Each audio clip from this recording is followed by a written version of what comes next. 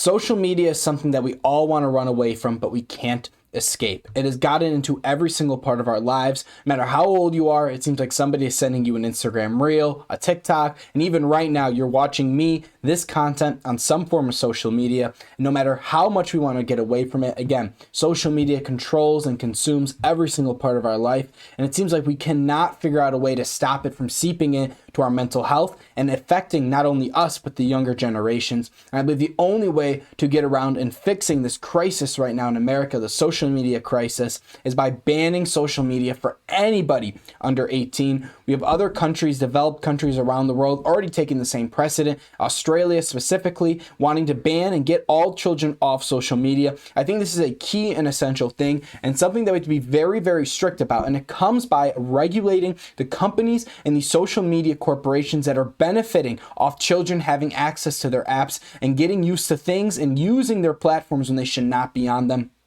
I specifically have an issue also with Roblox. I think Roblox is incredibly unregulated. Again, we all know about the crisis in Roblox, about PDFs being able to have access to a lot of people who they should not have access to. And what gives me the most frustration is that Roblox has been almost silent about it. They have a very bogus age verification system that they love to flaunt and say that's, again, perfect. But again, there have been so many issues with people getting, or underage people getting onto their platforms, that it seems to be completely ineffective. I have no idea how this company has got more criticism. Their stock price as of recently is absolutely catered. It has gone to nearly zero, thankfully. And there's a lot of reasons around that. Again, certain states have gone after Roblox for exactly what I'm saying, where it's completely unregulated, and they've essentially created a environment and a space where PDFs can come after people of underage and people who are very vulnerable, and they've created an environment that is unregulated for that when it needs to be very, very strict. I don't know why Roblox hasn't banned people who are under 18. I think that, or not under 18, but they need to ban people who are not 10 and under or 12 and under. They need to be very, very strict. I believe it should be at least 16 and under because of the way the environment and the people that have been going after Roblox and the type of access it provides. I believe Roblox needs to be very, very regulated.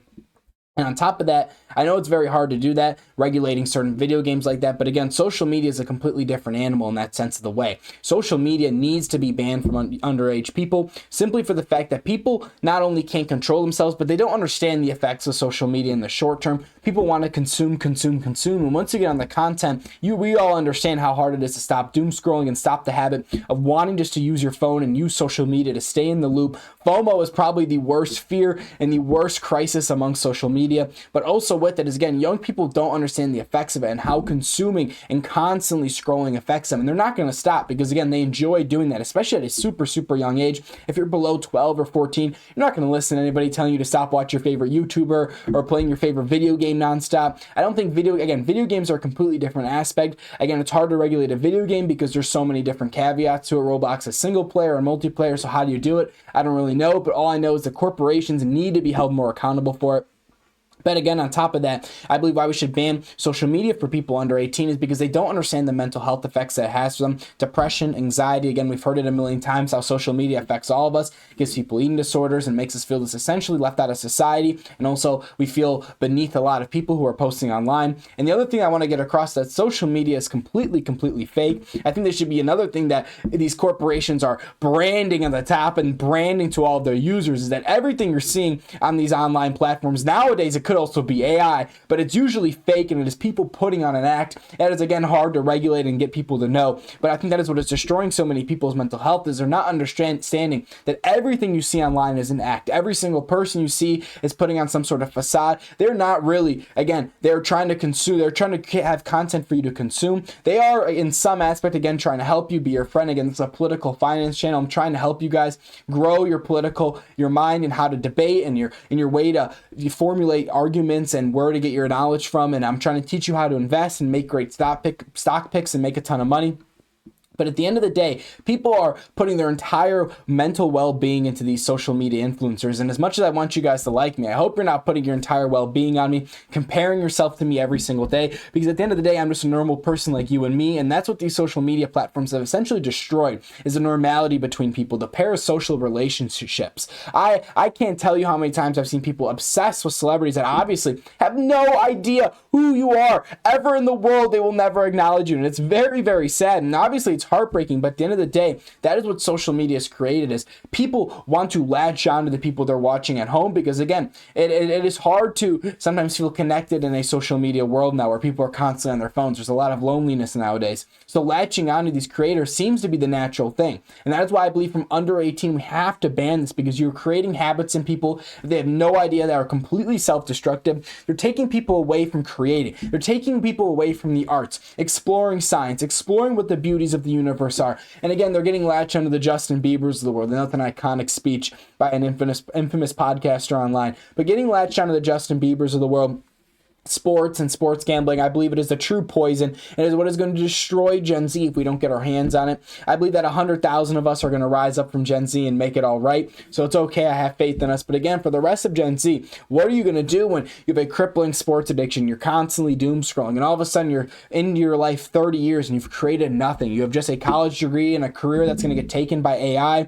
All you do is consume fake content. It is not going to be a pretty life. I mean, not to be like that. It is not going to be an easy way out of that rabbit hole. And that is why I believe, again, we need to ban it from under 18, because we need to stop it, stop the poison from getting into the youth and getting into the system before we can. And under 18, again, I feel this is a pretty normal thing. You can't get a tattoo. Again, you can't go drinking. You can't vote. So not using social media, I don't think it's that far-fetched. I think you should be able to watch the news, listen to the radio. Again, that's a thing you can't really control, but getting on these apps, I believe, needs to be highly, highly regulated, because we've seen the effects. And I really don't know if that's going to happen. Meta is one of the biggest lobbyists in the world for the federal government in America right now. They spend literally hundreds of millions of dollars on our federal government, getting them to go one way. So I highly doubt Mark Zuckerberg is going to want the federal government to ban Instagram and ban Facebook from kids under 18, because again, they're a big driver of their income. YouTube is a different story. I think YouTube can be used very educational, but again, they have the YouTube Kids version where you cannot access certain parts of the platform until you're of age. I believe at a certain extent, all platforms need to do this, because anybody can just start scrolling Instagram Reels,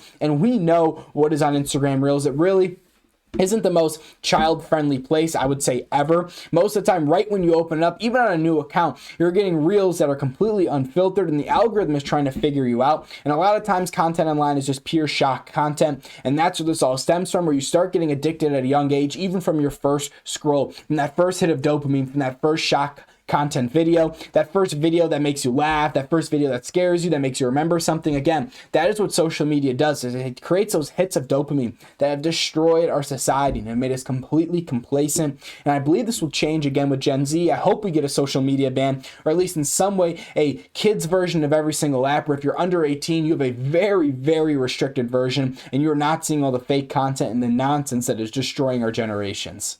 And I really believe we could see this. This would be a complete culture change for Gen Z, and not only just for Gen Z, but for the future going forward. I think there's a lot of things right now in Congress that we need to be stricter with regulation on. I think that's going to be the moving forward with AI, is how strict we are in regulation with tech. And I think that's going to be the future. That is how people are going to be elected, is how they're going to protect the people from the dangers of AI. Again, misinformation is probably the worst. It is probably at its worst right now. It is only going to get worse as AI develops its skills, develop its abilities to mass produce content, and people also get more familiar with how to use AI to essentially mislead the public and use it to make money and profit off of fear. Again, that is the number one way that these media companies are providing and making money and putting food on the table right now, is from your fear. Once you get fear about the hantavirus, that's the best example right now. People are going crazy online about it. That's why every single news company, every single social media page has a bunch of posts about the hantavirus. I believe there have been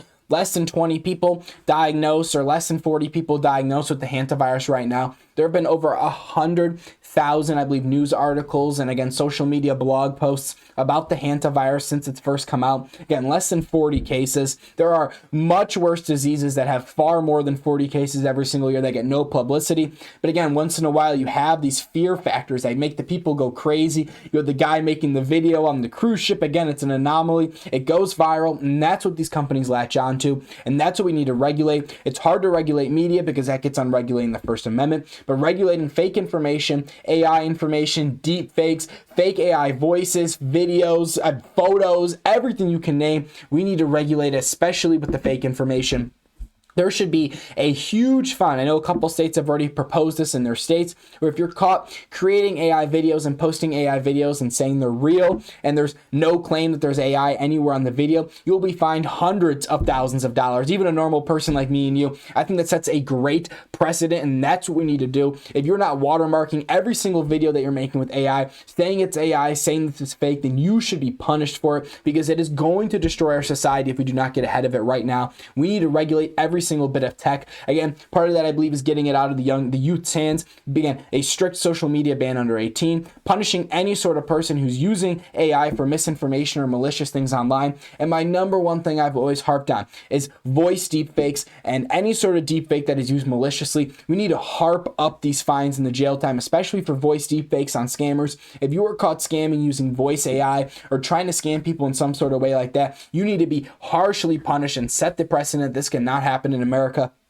And we need to go after countries also that are allowing their people to scam Americans with this type of technology, harsh sanctions. We need to really make it clear that, hey, you can use AI, but you cannot use it maliciously, because again, if we do not get ahead of this, Terminator is going to be like a ballet. It's going to be like a soap opera, because what's going to be really bad is every single person in America is going to be completely rotted to the core with misinformation, fake info. They're not going to know what the truth is, and not knowing what the truth is means we're living in a lie constantly. And if we're living in a lie constantly, there is no real world. We're living in a fake world, and then we've already lost. And again, that's why we need to get ahead of this. We need to get corporations out of our elections, companies like Meta, so we can make the laws that need to be done. Meta needs to be completely out of every single election. They should not be able to spend $1. They should not be allowed to spend $1 on any sort of politician. Dark money we need to really get strict with them, because again, there's a reason why we don't have this type of regulation. There's a reason why we probably won't see a social media ban for a decade. Because first, once we get corporations out of our politicians' pockets, then we can make these type of bans. Then we can make these strides forward to protect our culture and protect our youth, because that is what is being attacked right now. And we need to be very, very serious about this, because again, they are attacking our youth, essentially. If we do not protect the younger generations, as much as I want to believe in Gen Z, I hate to say this, Gen Z is probably going to hand most of their kids an iPad, and it's going to have Instagram on it. And one way or another, the kid is going to have access to social media. I believe the federal government has the right, and not only the right, it has the duty to go after that and ensure that, as much as people might be stupid, we are protecting our people and protecting our younger generations and ensuring they're not just rotting their brains with all this misinformation.